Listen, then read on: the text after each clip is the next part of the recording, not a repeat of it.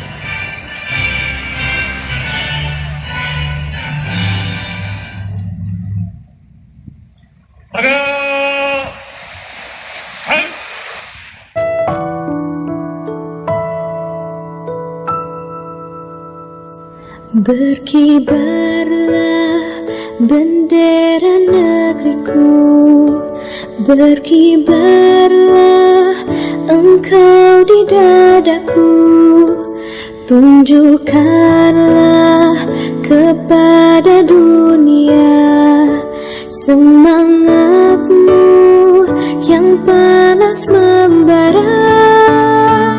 Daku ingin jiwa raga ini selaraskan keanggunan. Daku ingin jemariku ini menuliskan karismamu.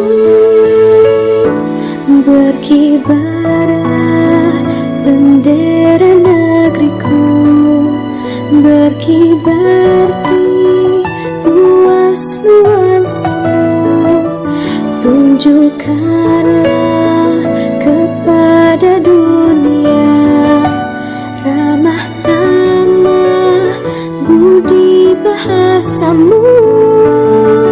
Daku ingin kepatangan ini menunaikan kewajiban